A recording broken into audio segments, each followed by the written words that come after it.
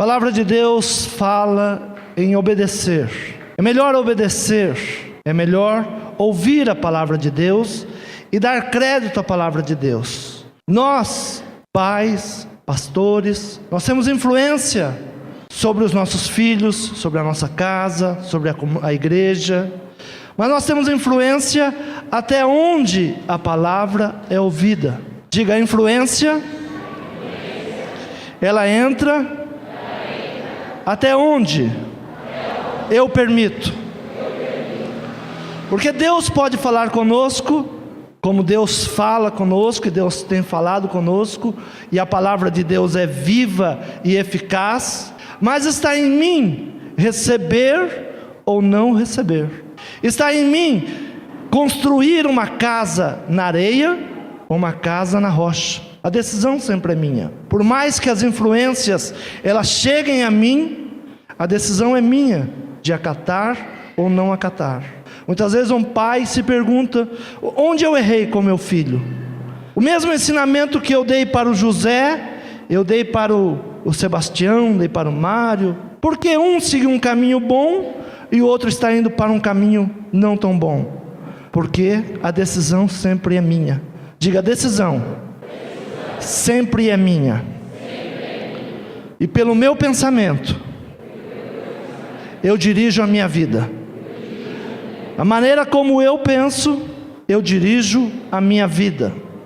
Isto traz uma responsabilidade aos pais, aos pastores, em trazer a palavra de Deus. Mas a palavra de Deus também diz ao profeta: você vá e diga a esse povo, se ele se converter do seu mau caminho e se voltar a mim, eu restituirei a vida dele. Mas se você não for e não falar, eu cobrarei de você.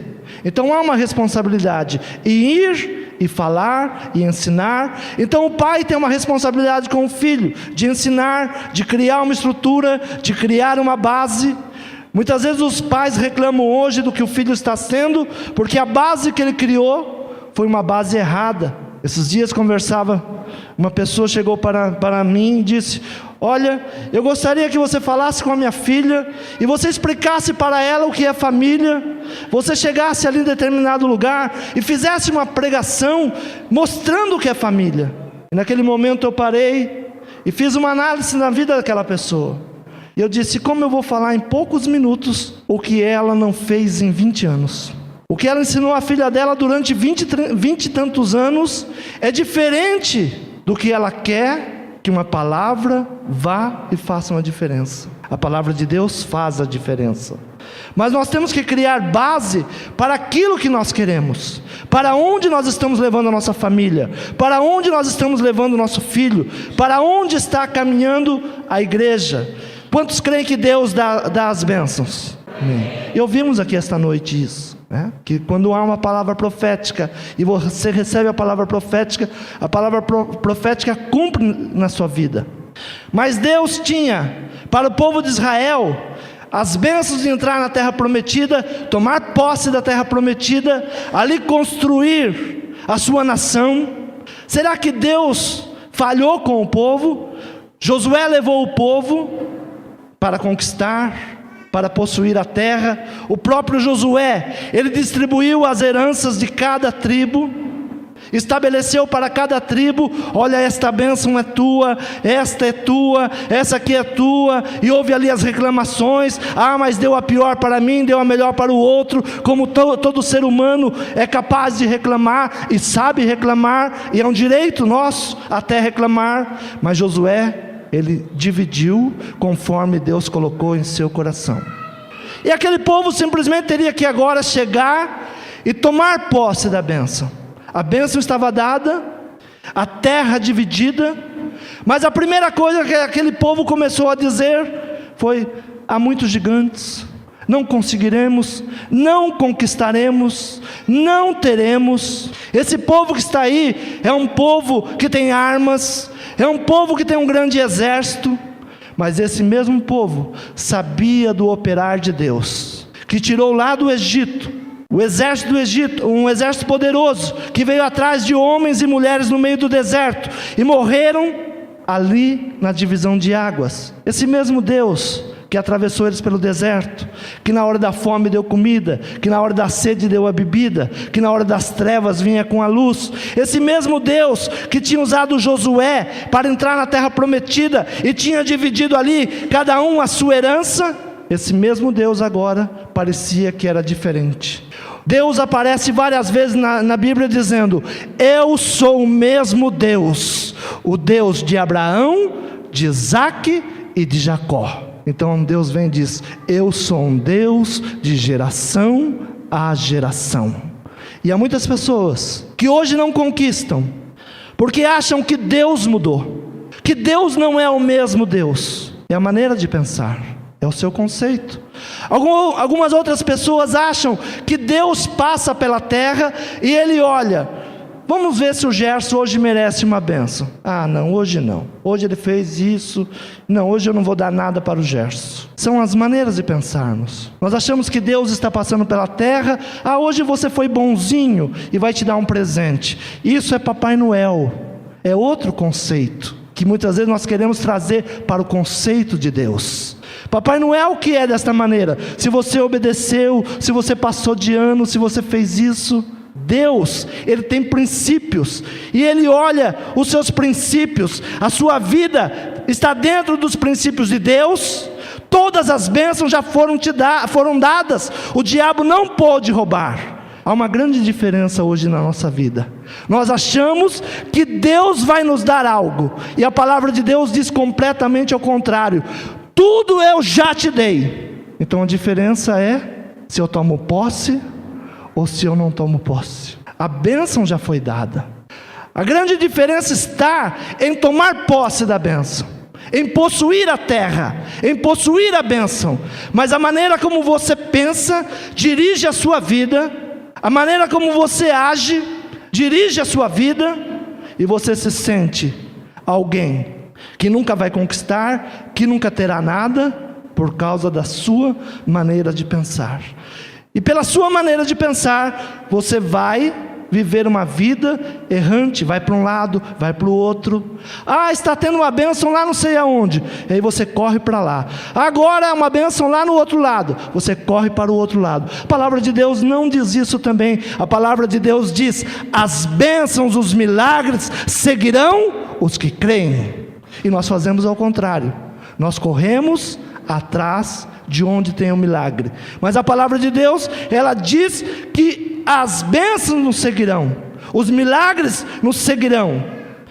E Deus, Ele deu a bênção ao povo de Israel através de Josué, mas Josué morreu, e o povo começa a entrar por uma situação de perdição, uma situação longe da palavra de Deus. E nós vamos ler hoje no livro de Ruth sobre uma família que tomou uma decisão. A família de Noemi, sogra de Ruth. Foi uma decisão. Muitas vezes nós somos precipitados nas nossas decisões, na nossa maneira de pensar, na nossa maneira de agir. E começa desta maneira esse livro, que muitos podem dizer que é um livro de história, mas eu vou dizer para você que ele é um livro profético, ele é um livro apostólico. Ele é profético porque anuncia o fim e o propósito de Deus para os homens. É apostólico porque ele edifica em nós fundamentos que vão estruturar a nossa vida. Através da história dessa família, nós podemos mudar a nossa maneira de pensar, a nossa maneira de agir, construir fundamentos e crer numa palavra profética de mudança. E sucedeu que nos dias em que os juízes julgavam, houve fome na terra, pelo que o homem de Belém de Judá saiu a peregrinar nos campos de Moabe, ele, sua mulher e seus 2 filhos. E era o nome deste homem Elimeleque, e o nome de sua mulher Noemi, e o nome dos seus 2 filhos Malom e Quilion, Eufrates de Belém de Judá. E vieram aos campos de Moabe e ficaram ali. E morreu Elimeleque, marido de Noemi, e ficou com ela os seus 2 filhos, os quais tomaram para si mulheres moabitas. E era o nome de uma órfã, e o nome da outra Ruth, e ficaram quase 10 anos. E morreram também ambos, Malom e Quilion, ficando assim esta mulher desamparada dos seus 2 filhos e de seu marido. Então se levantou ela com as suas noras e voltou dos campos de Moabe, porquanto na terra de Moabe ouviu que o Senhor tinha visitado o seu povo, dando-lhe pão. Amém? Aqui conta uma história de um lugar que em determinado momento começou a vir uma fome, começou a ter fome. Mas nós temos que entender que tudo que acontece no natural é porque está acontecendo no espiritual. Quando acontece primeiro o natural e depois o espiritual. 1 Coríntios capítulo 15, versículo 46, fala exatamente disso. Primeiro o natural e segundo o espiritual. Se havia uma fome numa cidade chamada Belém, o que quer dizer? O que quer dizer o nome dessa cidade? Diga comigo, pão. O nome da cidade quer dizer casa de pão. Como pode haver fome na casa de pão? Porque Deus age por princípios. Então nós lemos aqui, sucedeu que nos dias que os juízes julgavam, o povo foi levado por Josué, obedecia a Josué, mas chegou um tempo que Josué morreu, e o povo ficou sem direção, ficou sem quem o dirigisse, e Deus começa a levantar juízes, para que os juízes comecem a governar, para que os juízes, eles passem a ser um referencial. E esse povo, que era para receber a grande bênção de Deus, que estavam na terra prometida, mas eles deixaram de atender a palavra de Deus, de dar crédito à palavra de Deus. E no capítulo 2 de Juízes, dá aqui um dos princípios para a derrota desse povo. Porquanto deixaram ao Senhor e serviram a Baal e a Astarote. O que eles deixaram? De servir a Deus. Diga, um dos princípios da maldição é não servir a Deus.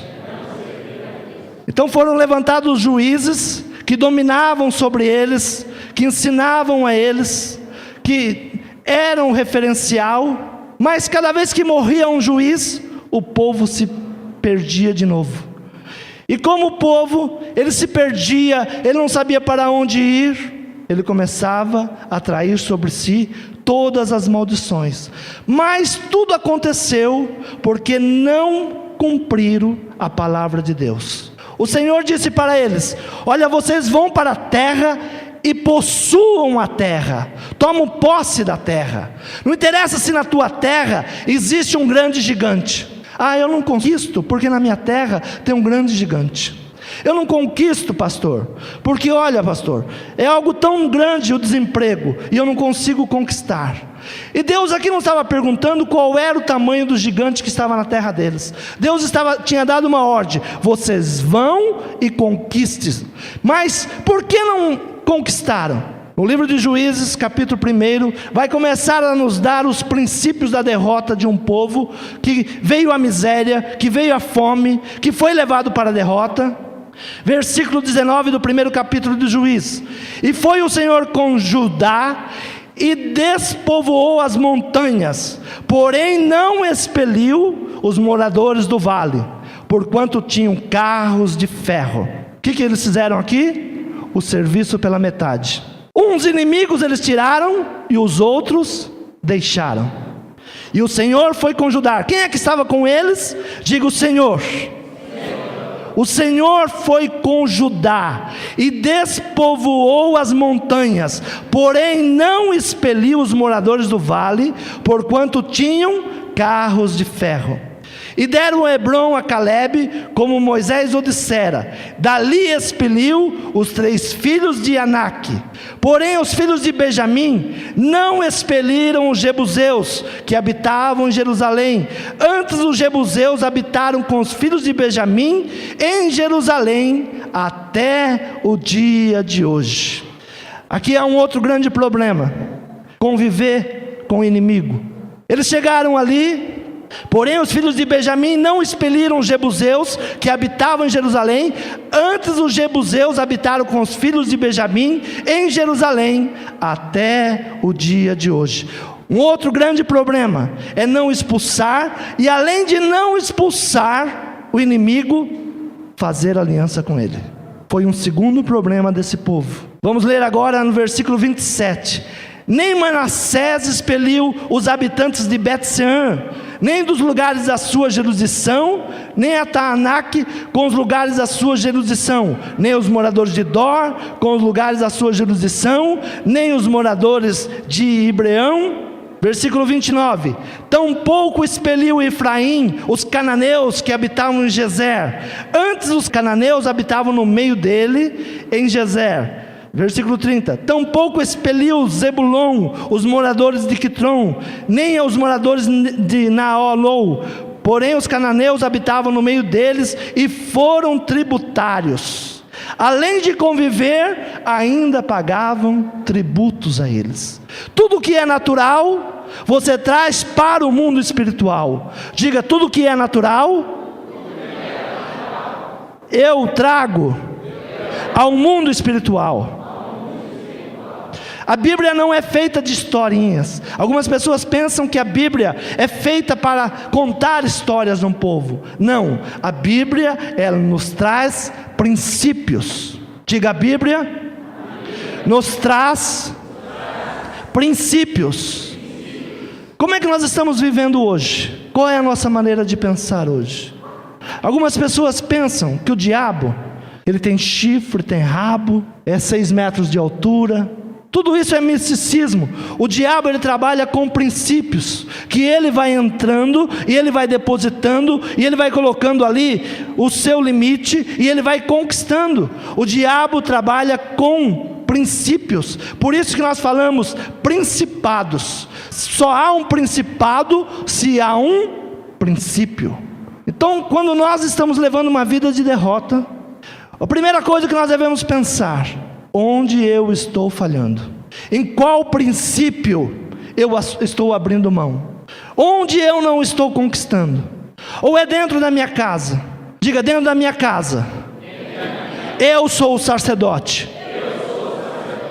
Não é o pastor que vai entrar na sua casa. O pastor, ele traz princípios, e você pega os princípios e aplica a sua vida, se assim você quiser. Se você não quiser, ninguém pode te obrigar.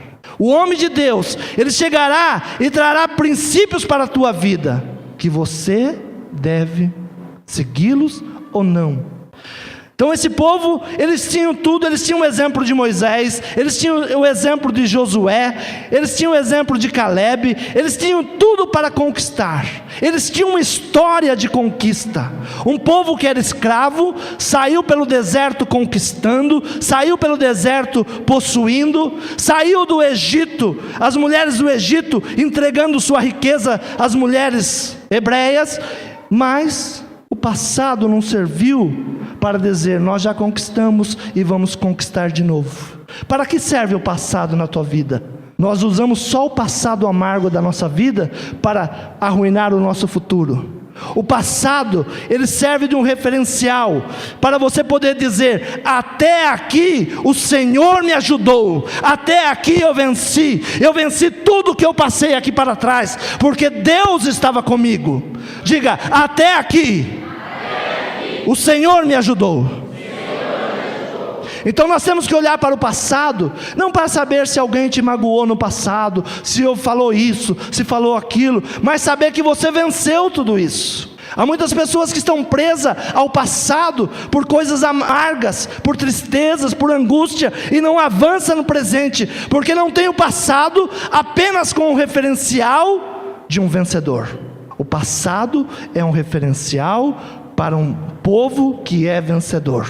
O passado, ele tem que trazer para nós um referencial de um povo vencedor.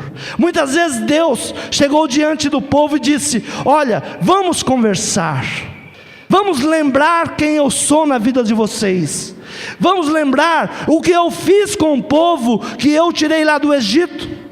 Deus chamava eles a uma conversa. Traga aqui as suas queixas, o que vocês têm contra mim, porque vocês estão fracassando. Vamos conversar. E Deus dizia: olha, eu vos tirei lá do Egito, eu vos tirei da servidão, eu trouxe, eu vos dei água, eu vos dei alimento, eu vos dei a terra por possessão. E quando o povo se via sem um direcionamento, o povo começava a procurar outros deuses. E o livro de Ruth, ele começa exatamente: e sucedeu que nos dias dos juízes. Isso é um princípio.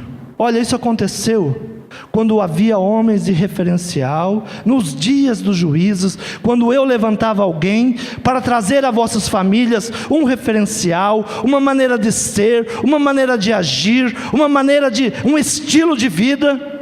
Os juízes, eles traziam ao povo um estilo de vida, como deveria ser, como deveria agir.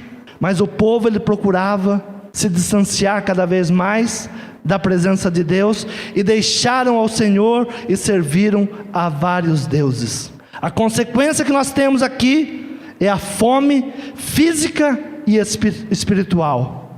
Logo havia fome porque no mundo espiritual estavam longe de Deus. Diga: havia fome, porque no mundo espiritual estavam longe de Deus. Diga: o povo ouve, mas não muda. Não estou falando que nós não mudamos, né? Nós temos mudado, graças a Deus. Temos conquistado, mas temos muito mais a conquistar ainda. E essa história começa a falar de um homem que saiu de Belém, e Belém era a casa de pão. E ele foi para Moabe, uma terra inimiga. Diga: quando eu saio da presença de Deus, inevitavelmente eu vou para a casa do inimigo. Era o que aconteceu com essa família. Para onde eles foram? Moabe.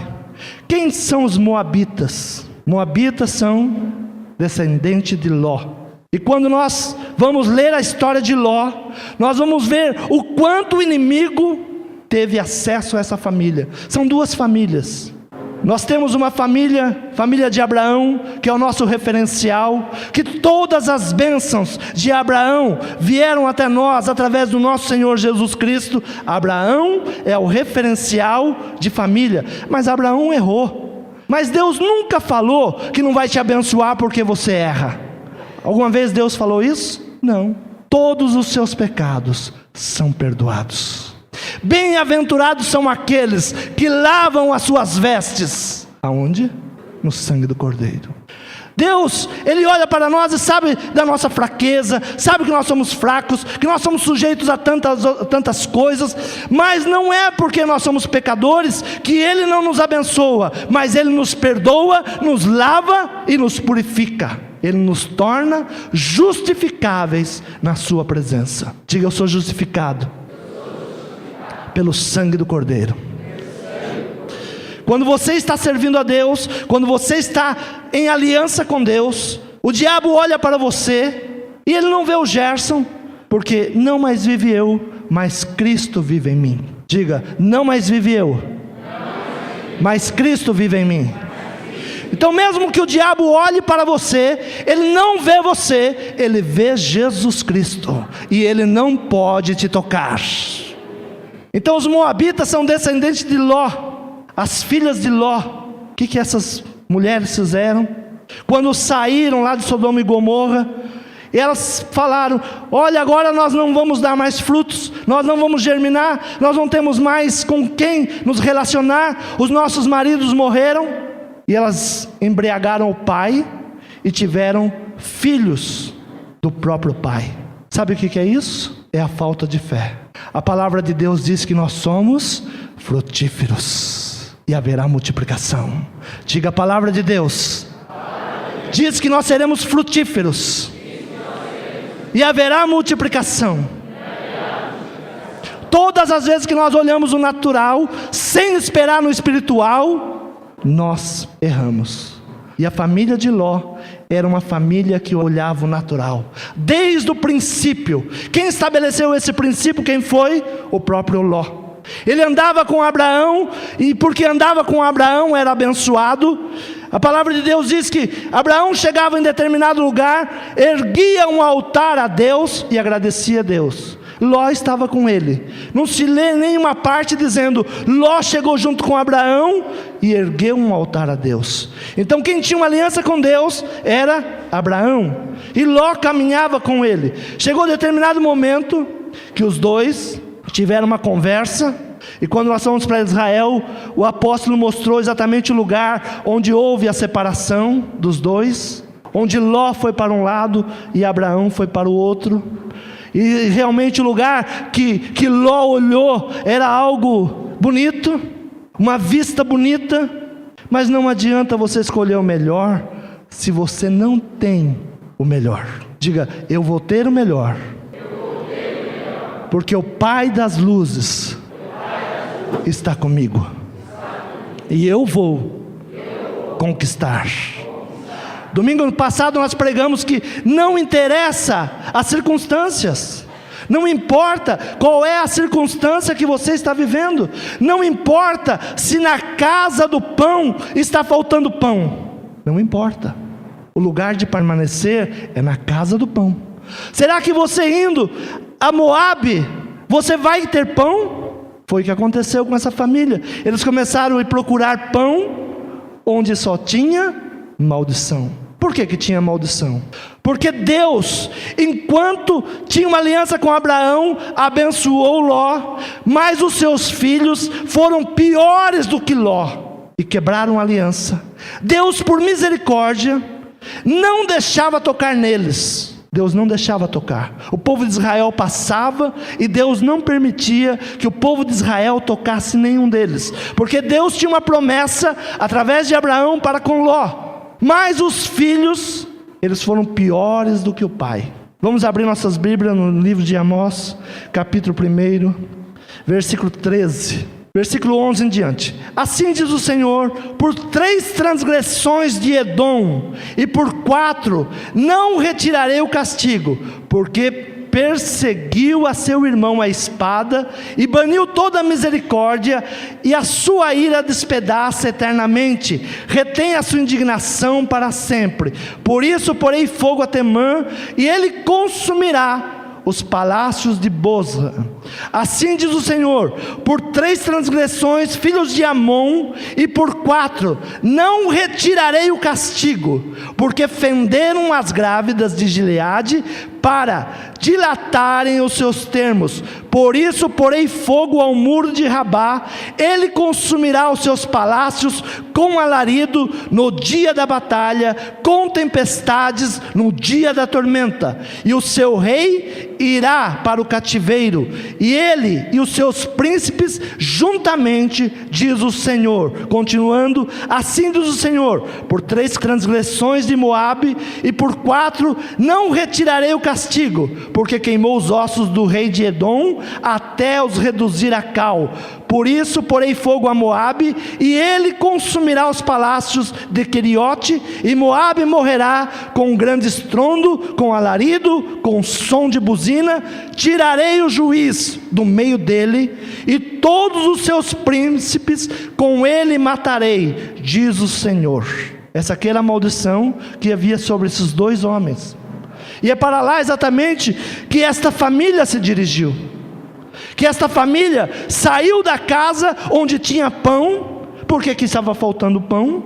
Porque não buscava a Deus. Muitas vezes nós achamos que nós vamos resolver a nossa vida saindo da presença de Deus. Eu lembro que quando encontrei o pastor Clodoilson, uma das primeiras palavras que ele me disse, e essa palavra tem fluído no meu coração, ele disse: olha, pastor, eu vou te dizer uma coisa, nunca digas que você vai abandonar o seu ministério, porque o diabo, ele está ouvindo, e ele pula de alegria. Vamos traduzir isso para a família. Sacerdote, nunca digas que a sua família não é a melhor, nunca digas que a sua família não será abençoada, porque quando você diz isso, você avaliou a sua casa. Em Levíticos, a palavra de Deus diz: conforme o sacerdote avalia a sua casa, assim ela é. Onde estão os sacerdotes aqui esta noite? Diga: eu abençoo a minha casa. A minha casa haverá princípios. Eu não abro mão de conquistar de trazer mudanças. Eu não abro mão de ensinar os meus filhos, de trazer uma mudança de pensamento para a minha casa. Essa é a melhor atitude de um sacerdote. Como você avalia a sua família, assim ela é. Este homem olhou para a casa de pão e disse: família, vamos embora, vamos para a terra de Moabe, vamos para a terra da perdição, vamos para a terra da contaminação, porque quem sabe lá nós teremos pão. O sacerdote não age desse jeito. Diga: o sacerdote, quando perde a visão, leva a sua família à destruição. E este homem levou, e ele foi o primeiro a morrer. E os seus 2 filhos morreram também. E ali depois Deus resgata, porque Deus, Ele tem bons pensamentos para nós. Diga: Deus tem bons pensamentos para nós. Amém? Vamos abrir nossa Bíblia. Primeiro livro aos Coríntios, capítulo 11, versículo 23. Porque eu recebi do Senhor o que também vos ensinei, que o Senhor Jesus, na noite que foi traído, tomou o pão, e tendo dado graças, o partiu e disse: tomai, comei, isto é o meu corpo que é partido por vós, fazei isto em memória de mim. Semelhantemente também, depois de cear, tomou o cálice, dizendo: este cálice é o novo testamento no meu sangue, fazei isso todas as vezes que beberdes em memória de mim. Versículo 26. Porque todas as vezes que comerdes esse pão e beberdes esse cálice, anunciai a morte do Senhor até que venha. Quando é que nós fazemos isso? É quando nós chegamos aqui domingo à noite e participamos da cerimônia da Santa Ceia. Ser participante do corpo e do sangue de Jesus não é tomar esta Santa Ceia, que isso aqui é um memorial, não é isso. É vivermos o ministério de Jesus, é ser participantes do ministério de Jesus, é comer a sua carne. Jesus diz o seguinte: quem não comer a minha carne, não tem parte comigo. Então não é beber essa Santa Ceia, isso é um simbolismo, é um memorial, mas nós temos que ser uns participantes do corpo e do sangue de Jesus todos os dias, e não importa as circunstâncias, nós vamos vencer todas e qualquer circunstâncias que se levantam contra nós. A grande guerra que nós temos, irmãos, é saber se nós queremos deixar Jesus morar dentro de nós, venha a nós o teu reino, estabeleça o teu reino em nós, ou se nós, a nossa alma, continua mandando. Esse é o grande problema, esse é o grande dilema do ser humano, porque eu sei que eu preciso morrer para que Jesus possa nascer em mim. Estava ouvindo esses dias daquelas crianças que nascem grudadas, siameses, né? E ali uma criança com o mesmo corpo, mas ela tinha 2 cabeças. E o mesmo corpo com 2 cabeças, mas com 2 personalidades. Essas crianças já têm mais de 10 anos, e os pais, eles estão num dilema de tomar uma decisão, porque a ciência diz o seguinte: para uma viver, a outra tem que morrer. Vocês têm que decidir qual das 2 vai viver. E ali, aquele repórter diz: uma gosta de leitura e a outra gosta de andar de bicicleta. Essa é a nossa vida, irmãos. Nós queremos ter 2 cabeças dirigindo a nossa vida, a minha alma e Cristo. Eu preciso tomar uma decisão. Um dos 2 tem que morrer. Um dos 2 precisa morrer. Tem hora que a minha alma fala mais alto do que Jesus Cristo na minha vida. E a Bíblia diz: se não morrer, não terá vida eterna. E nós ficamos como aqueles 2 pais. Eu sei que, como os pais daquela criança, é uma decisão difícil de tomar, porque abrir mão da minha alma, eu tenho que abrir mão de muitas coisas, do meu eu, de tantas coisas. Mas Paulo, ele pôde dizer claramente: não mais vive eu, mas Cristo vive em mim. Então nós precisamos tomar uma decisão. Quem é que vai viver na sua vida? A sua alma vai te levar para a terra de Moabe várias vezes, vai me levar para a terra de Moabe várias vezes, porque isso é a alma. Isso que aconteceu com esse homem dessa família foi a alma. Ele estava na casa do pão e disse: não há pão. Foi a grande diferença da oração de Isaac e de Jacó. Duas orações. A mulher de Isaac chegou para ele e disse: eu quero ter filhos. Isaac foi e orou a Deus. A mulher de Jacó chegou para ele e disse: me dá filho, senão eu morro. Ele disse: vai morrer, porque eu não sou Deus. Não é isso? A nossa alma.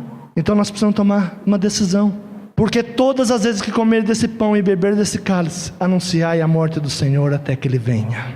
Diga: para que Cristo venha. A igreja precisa cumprir o propósito. Nós pensamos que um dia Jesus virá. Quantos creem que Jesus virá? Amém. Eu também creio, mas não é Ele que toma a decisão, é a igreja que cumpre o seu propósito. Enquanto a igreja não cumprir o seu propósito, Jesus não virá. Vocês sabem disso? Vem Jesus. Se fosse só por nós orarmos para Ele vir, já estaria aqui. Mas Ele diz: e a obra está pronta? A palavra de Deus diz que Ele está assentado. Assentado quer dizer, cumpriu o seu trabalho. E a igreja tem que estar em pé para cumprir um trabalho. Então são princípios para mudança. Quantos querem ter mudança nesta noite?